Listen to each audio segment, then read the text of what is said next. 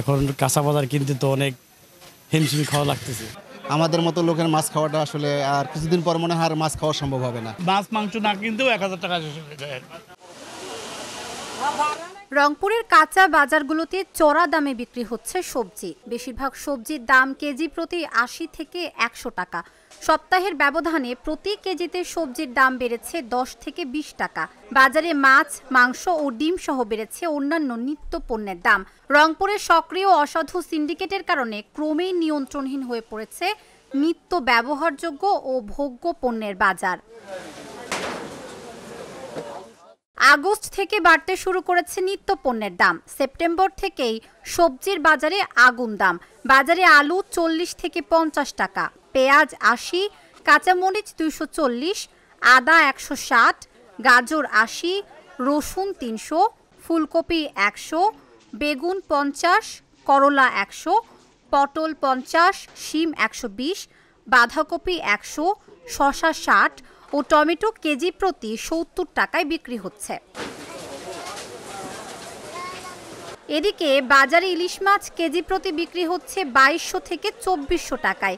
প্রতি কেজি গরুর মাংস ৬৮০ টাকা, খাসির মাংস বিক্রি হচ্ছে ১১০০ টাকা কেজিতে। ব্রয়লার মুরগির কেজি ১৭০ টাকা, যা গত সপ্তাহে ছিল ১৬৫ টাকা। এছাড়া লেয়ার মুরগি ৩২০ টাকা কেজি, দেশি মুরগি ৫০০ টাকা ও সোনালী মুরগি ৩৩০ টাকা কেজিতে বিক্রি হচ্ছে। এখনও পটল ৫০ টাকা ৬০ টাকা, দুই রকম দাম চলে। গত সপ্তাহে এরকম দাম ছিল। ভেন্ডি ৬০ টাকা, কাঁকরোল ৬০ টাকা, করলে ৮০ হইতে ১০০ টাকা, কাঁচামরিচ ২০০ হতে ২৪০ টাকা, বেগুন আপনার ৫০ থেকে ৬০ টাকা, পানি কুমড়া একটা ৫০-৬০ টাকা, লাউ একটা ৪০-৫০ টাকা। এরকম দাম ছিল গেল সপ্তাহে। এই সপ্তাহে তো আল্লাহর রহমত এরকম দামে আছে। ভাই আগের সপ্তাহ থেকে এই সপ্তাহে অনেক তুলনায় দাম কম। আগের সপ্তাহে যে মাছ ছিল ২৬০০, এই সপ্তাহে এই মাছ হচ্ছে আপনার ২২০০-২৩০০, অনেক কমছে। এবারকার আমাদের বিক্রি অনেকই কম, বেচায় কিনা ওই তুলনায় হালকা, কাস্টমার নাই। ঠিক আছে, ব্যবসাও আমাদের খুবই হালকা, যে তুলনায় ব্যবসা হওয়ার কথা ওই তুলনায় ব্যবসা নাই।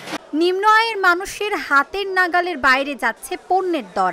বাজারে পর্যাপ্ত আমদানি থাকার পরেও প্রশাসনের নজরদারি না থাকায় অসাধু ব্যবসায়ীরা প্রায় সকল পণ্যের বাজার অস্থির করে রেখেছে।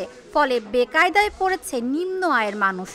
হ্যাঁ, হিমশিম তো অবশ্যই খাতে হচ্ছে, কারণ মধ্যবিত্ত মানুষের তো অনেক ঠিক আছে খরচ, এখন সীমিত আয়, এখন খরচ বেশি, এখন কাঁচা বাজার কিনতে তো অনেক হিমশিম খাওয়া লাগতেছে। গুড়া মাছ নিলাম ৮০০ টাকা করে কেজি। এটা হলো কি, গুড়া মাছের মধ্যে ট্যাংরা, বাইম, ছোটো ছোটো মাছ ছিল আর কি। মাছের যা যে দাম, আসলে মানে মাছ খাওয়াটা খুব কঠিন। আমাদের মতো লোকের মাছ খাওয়াটা আসলে আর কিছুদিন পর মনে হয় আর মাছ খাওয়া সম্ভব হবে না। এই জন্য গরুর মানুষ তো খাইতেই পারবে না।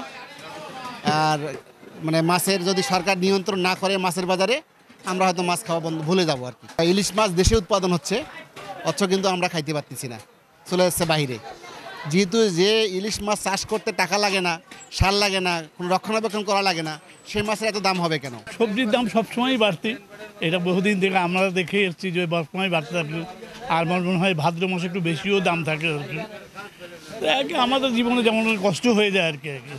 যে পয়সা নিয়ে যে ১০০০ টাকা বার করে এসে দেখেন একটুকু এই বাজারটুকু হয় না আর কি। ১০০০ টাকাতেও সব মাছ মাংস না কিনতেও ১০০০ টাকা শেষ হয়ে যায় আর কি। এখন আর কি আমরা এই অভ্যস্ত হয়ে গেছি আর কি, বাড়তি দামে কিনতে কিনতে আমরা অভ্যস্ত আর কি। এখন কি দাম বাড়লো এটা নিয়ে আর আমাদের ইয়ার সুযোগ নেই আর কি। ৪০ টাকা সেগুলো এখন ৫০-৬০-৬০-এর নিচে কোনো বাজারই নেই আর। মানে মানুষের অবস্থা খুবই খারাপই যাচ্ছে ভাই। ঠিক আছে, বাজার করার শান্তি নেই, যে পরিমাণ টাকা অনুযায়ী জিনিসপত্রের দাম বেশি। বাজার নিয়ন্ত্রণে কর্তৃপক্ষকে আরও কঠোর হতে হবে। বাজারে প্রশাসনের নজরদারি বাড়ানো গেলে আবারও স্বস্তি ফিরবে বাজারে, এমনটাই প্রত্যাশা রংপুরবাসীর। Dhaka journal, news desk.